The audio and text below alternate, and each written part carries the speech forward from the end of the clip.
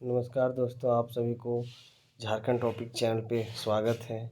आज मैं फिर से आप लोग के बीच पॉलिटिकल साइंस माइनर में एक इम्पोर्टेंट क्वेश्चन लेके आए हैं, जो एग्ज़ाम के नज़र से बहुत ही मस्ट BBI है। तो आप लोग अच्छे से इस चीज़ को कर लीजिएगा। देखिए, उसका पहला क्वेश्चन है, प्राचीन भारतीय राजनीतिक चिंतन के स्रोतों की विवेचना करें। अर्थात है कि जिसमें ये प्राचीन भारत का समय चल रहा था, उस समय राजनीतिक पॉलिटिकल का जो क्षेत्र था, उसमें से किन थॉट्स चिंतन इनके बारे में विवेचना करना है। तो देखिए, ये आंसर दिया हुआ है, आप इसे अच्छा से कर लें ताकि आपको एग्ज़ाम में कोई दिक्कत ना हो। हम आगे बढ़ते हैं। ये बहुत लंबा आंसर है, तो आप स्टेप बाय स्टेप में इसमें लिखा हुआ है, तो आप अच्छे से कर लीजिए ताकि अच्छे मार्क्स आप एग्ज़ाम में ला सको। फिर प्रश्न 2, प्राचीन भारतीय चिंतन की प्रमुख विशेषताओं की व्याख्या करें। देखिए, ये भी क्वेश्चन बहुत इंपॉर्टेंट है। मीन्स ये प्राचीन भारतीय समय का ही जो कार्यकाल था, उसी में से ये चिंतन के बारे में मैक्सिमम क्वेश्चन पूछता है। कभी विशेषताएं पूछ देगा तो कभी महत्व पूछ देगा। तो ये इम्पोर्टेंस और एक है आपका विशेषता, ये बहुत बार आता है क्वेश्चन। तो ये बहुत अच्छा से आंसर ये लिखा हुआ है, तो आप लोग अच्छे से इसको कर लीजिए ताकि इस पे प्लेटो और अरस्तू के बारे में भी, उनका जो राजनीतिक शास्त्र में जो उनका सिद्धांत था, उनका कथन था, उनके बारे में भी हम लोग को जानना होता है।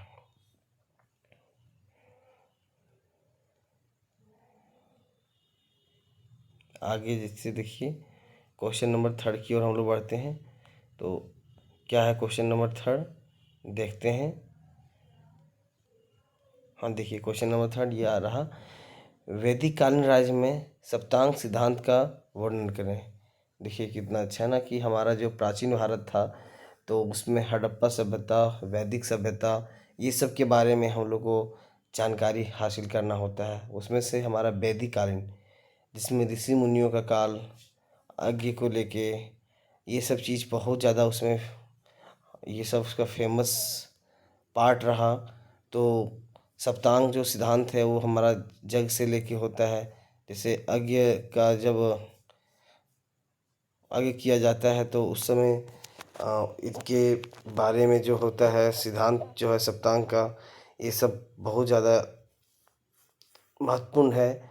तो उसमें से राजा, मंत्री, जनपद, दुर्ग, कोष, दंड, मित्र, ये सब के बारे में ये 7 अंक था सप्तांग में।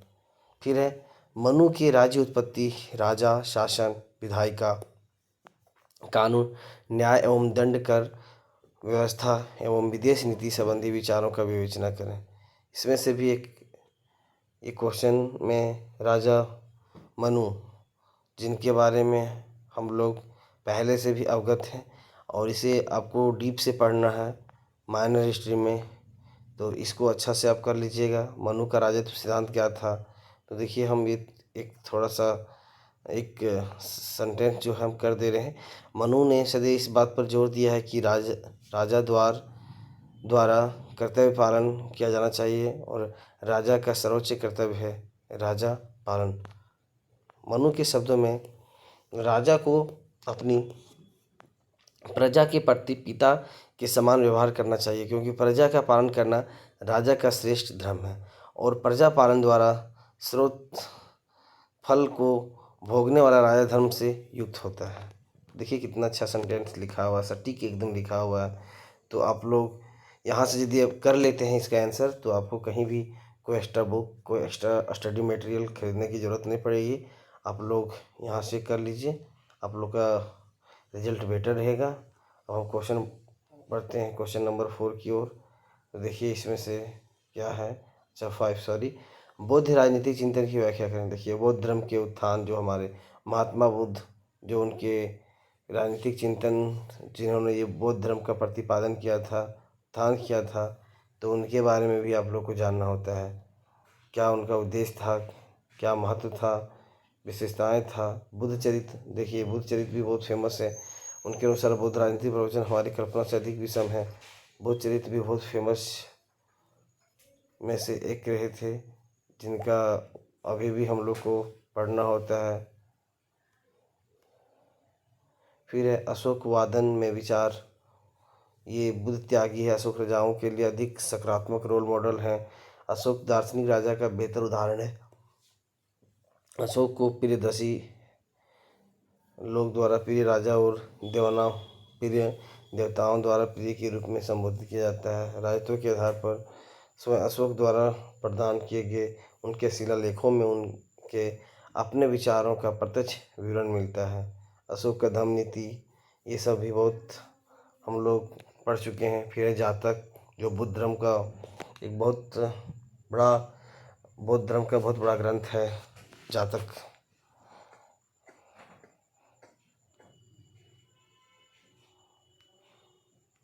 फिर है जैन राजनीतिक चिंतन की व्याख्या करें। देखिए, जैन धर्म जो महावीर से रिलेटेड है, तो इनके कितने तीर्थकार थे, तो उनमें से भी 2 पार्ट में बटा हुआ था, श्वेतांबर और दिगंबर।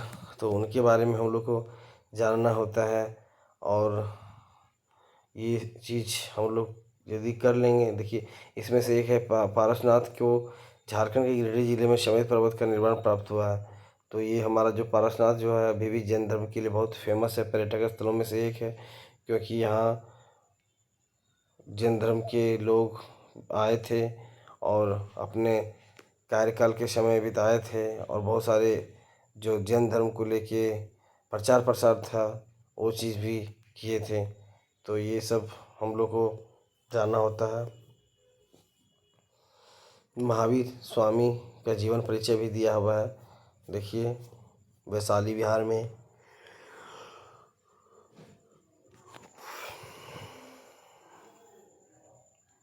देखिए, उन्होंने गृह त्याग 30 वर्ष की आयु में बड़े भाई नंदीवर्धन की आज्ञा से किया था। महावीर, उनका मृत्यु जो था पावापुरी में हुआ था, जो अभी वर्तमान राजगीर के समीप है।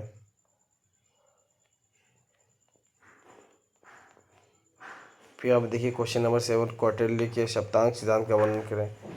कौटिल्य जो थे, इनका भी बहुत बड़ा हिस्ट्री में सिद्धांत पढ़ना होता है, जो बहुत महत्वपूर्ण है। तो ये भी आप क्वेश्चन अच्छे से करके जा सकते हैं एग्ज़ाम में, ताकि आप अच्छे से मार्क्स ला सकते हैं, क्योंकि ये बहुत सारा सेलेक्टेड क्वेश्चंस है, जिसमें से आप इतिहास को और बेहतर कर सकते हैं। क्वेश्चन नंबर 8 है, कौटिल्य के मंडल सिद्धांत का वर्णन करें। तो ये क्वेश्चन भी बहुत इंपॉर्टेंट है एग्ज़ाम के नज़रिए से, क्योंकि कौटिल्य का भी बहुत ग्रंथ है जो बहुत ब्रॉड है, मीन्स बड़ा है। तो ये सब चीज़ को भी आप लोग कर सकते हैं। देखिए, इनका स्टेप बाय स्टेप लिखा हुआ है। विदुषी राज्य, हरि मित्र, ये उनका हरि मित्र पाषाण ग्रह, आक्रंद पाणिग्रासार, आक्रांतासार, मध्यम, उदासीन। बहुत अच्छा स्टेप बाय स्टेप से लिखा हुआ है, ताकि आप लोग को एग्ज़ाम में दिक्कत ना हो। फिर है क्वेश्चन नंबर 9, रामायण कालीन राजनीतिक चिंतन की व्याख्या करें। उसमें से देखिए, रामायण कालीन में क्या है, सो मीन्स राम का जो युग था, जिसको हम रामायण युग भी बोलते हैं, तो उस समय क्या था, ये सब सारा कुछ कैसा वहाँ का शासन व्यवस्था था, तो ये सब के बारे में हमें लिखना होता है। देखिए, आगे है क्वेश्चंस में भी लास्ट क्वेश्चंस, महाभारत कालीन राजनीतिक चिंतन की व्याख्या करें। तो ये भी बहुत इतिहास में बहुत ही इसका स्थान प्रौढ़ है, बहुत ही महत्व है। देखिए, इसमें इसका आंसर हम कुछ पढ़ दे रहे हैं। पिछले सप्ताहांत भारतीय टेलीविज़न शो महाभारत का प्रसारण समाप्त हो गया। 2013 में प्रसारित होने वाला यह शो प्राचीन भारतीय महाकाव्य महाभारत का एक संस्करण था, और यह व्यापक रूप से सफल रहा, जिसने प्रतिदिन लाखों दर्शकों को आकर्षित किया। इसकी सफलता महाकाव्य की अन्य टेलीविजन संस्करण के बाद आई, जो 1988 से 1989 तक चला। संस्कृत महाकाव्य अपने आप में दुनिया का सबसे लंबा महाकाव्य है, जिसमें 1,00,000 दोहे या 1.8 मिलियन शब्द है। यह इलियड और ओडिसी की संयुक्त लंबाई का 10 गुना और बाइबिल की लंबाई का 3 गुना है। तो इसी प्रकार से ये सारा वीवीआई क्वेश्चंस आप लोग के बीच लिखा गया है और गेस किया गया है, ताकि आप लोग को एग्ज़ाम में दिक्कत ना हो।